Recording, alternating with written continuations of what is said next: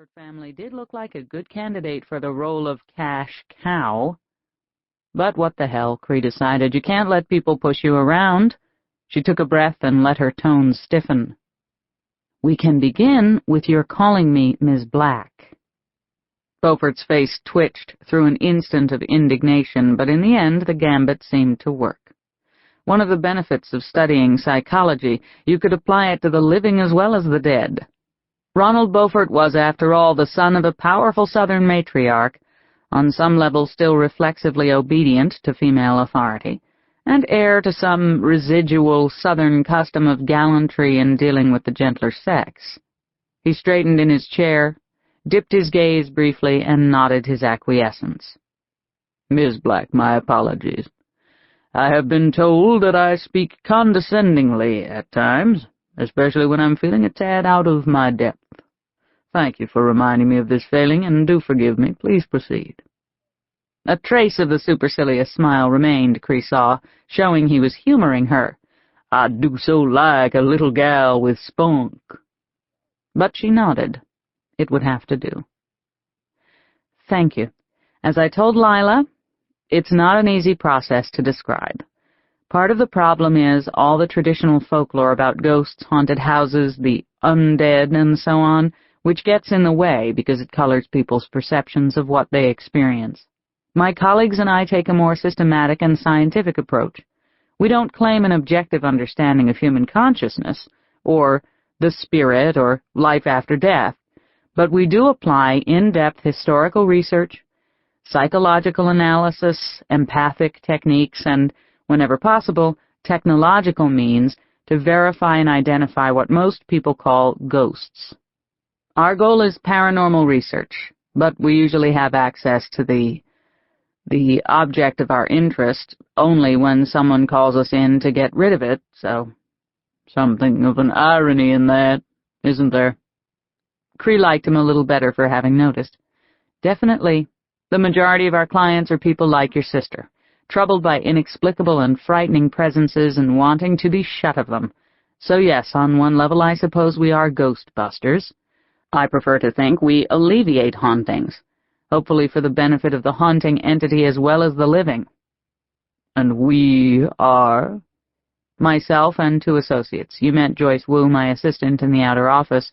My partner, Edgar Mayfield, is in Massachusetts conducting a preliminary review of a case.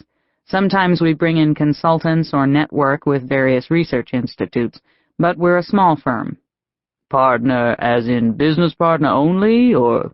"That's correct." Beaufort sorted that away. "And just what are empathic techniques?" Except for the near foray into Cree's marital status, these were all reasonable questions for a prospective client to ask, and Beaufort's inquiring about the empathic issue spoke well of his intelligence. But his tone irritated Cree. Every word seemed honed to show her he felt above all this, was going through it for form's sake only. Again, it's difficult to explain. One thing we've learned is that hauntings are not experienced by everyone. There needs to be some particular psychological vulnerability, sometimes a special connection to the situation, on the part of the person experiencing the haunting. That's why one person can experience something, and another person in the same room experience nothing. It's very, very subjective, a matter of each individual's psychological and neurological states. So one of our goals is to share our client's emotional state, which increases the likelihood we'll experience what they do, and allows us to learn more about the nature of the haunting. We want to know what that special link or vulnerability is and why it's troubling. And if there is another entity involved, we try to share its experience too, to learn what happened to that person, why his or her revenant is compelled to do what it does. We try to learn what it wants. "Revenant?" "Just another word for ghost, someone lingering in some form after death." It was all getting to be a bit much for Beaufort, and he shook his head, openly incredulous. "So you are, in effect, something of a psychotherapist for ghosts?" Cree just gave him a bright smile. "Yes, that's a fine way to think of it, yes." "I'd heard, of course, about this New Age thing in Seattle, but I'm originally from back east." Beaufort seemed to need a moment to digest what he'd heard. Tapping his fingers together, he looked around the office, then gazed through the windows that took up most of the southwest wall. Cree gave him time, tried to see things through his eyes. Outside, the rooftops of Seattle sloped away to a terrific view of water and mountains. Elliott Bay and the Sound were a somber, deep blue today, and beyond them the Olympic Range was majestic and aloof. But the sky was an exuberant, playful blue scattered with clouds that seemed sculpted with sheer whimsy. Beaufort was frowning slightly, as if engaged in some internal calculus that gave him difficulty. But perhaps he wasn't really such a smug bastard. His skepticism was understandable. Likewise, his unfamiliarity with Psy Research Associates' methods. He had every right to vet what he considered a wacky Seattle outfit before handing over money. There were plenty of idiots and con artists in the field. And however dubious, he was going through with it, honoring the request of his sister Lila, who had called Cree last week, sounding very distraught and desperate. Clearly there was more to him than the persona he apparently felt he had to project. Cree hoped their offices made an appropriate impression on a potential cash client. They'd had the walls resurfaced and painted last week, which gave the place a crisper look, more professional and credible. When all was said and done, she thought the third-floor three-room suite represented PRA well. The reception room and front office, Ed's big lab-cum-tech warehouse at the back of the building, and this, Cree's office, a gracious, high-ceilinged corner room with hardwood floors and mahogany wainscoting. And, of course, the priceless windows. Sandwiched between First Avenue and Post Alley, the old brick building was not in terrific repair, but it had come through the recent earthquake with little more than cracks in the plaster. The other occupants were low-key, a law office and an architectural firm, and Cree felt it was an appropriately professional, discreet headquarters for a firm like PRA. Even with the rent reduction given by the landlord, Ed's rich uncle, they were paying more than they would for comparable facilities elsewhere. The view was expansive, but for Cree the good light, the big sweep of land and sea, were necessary antidotes to the other side of the profession. Whatever he'd been thinking about, Beaufort seemed to have come to some decision. "So how's it work?" he asked.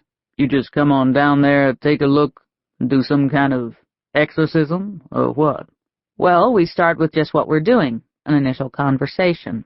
If you or your sister think you'd like to proceed to a preliminary review, you pay us a retainer, and then we go to the location. We tour the site, conduct interviews with witnesses, and do some historical research. Once we have an idea what we're dealing with, we design a strategy tailored to your specific situation. This can range from us doing nothing, if, for example, we discover that all you've got is squirrels in your attic, to an intensive process that can take many weeks. For that, we have a standard contract that clearly defines our fees. Really, it's not so different from contracting with, say, an interior decorator." This was putting as mundane a face on it as she could manage in good conscience, verging on an outright lie. In fact, an in-depth investigation and remediation often turned into a wrenching experience for both client and researcher. Beaufort chuckled sourly. "It's not squirrels in my attic, thank you. It's my sister who's got the squirrels." He tapped the side of his head with one finger. "No disrespect intended, Miss Black, but as I've made clear, I do not believe in any of this business. Hell, if you live in New Orleans, you know every damn house is haunted, at least according to the tourist brochures. It's a whole local industry. And as far as that murder, there isn't a house in that town hasn't seen something sensational over the last couple 100 years. He looked down at his hands, frowned at some imperfection, and picked at it. I don't mean to sound flippant. Fact is, my mother and myself and Jack, that's Lila's husband, we're worried about Lila. She's been very upset since her episode. Unstable. We persuaded her to see a psychiatrist, but it isn't helping." For the first time since he'd been here, Beaufort sounded as though he might be sincerely concerned. "Why don't you tell me more about the situation?" Lila was reluctant to go into any detail over the phone. "You mentioned a murder. What's that about?" Beaufort took a deep breath and recovered from his lapse into candor and compassion.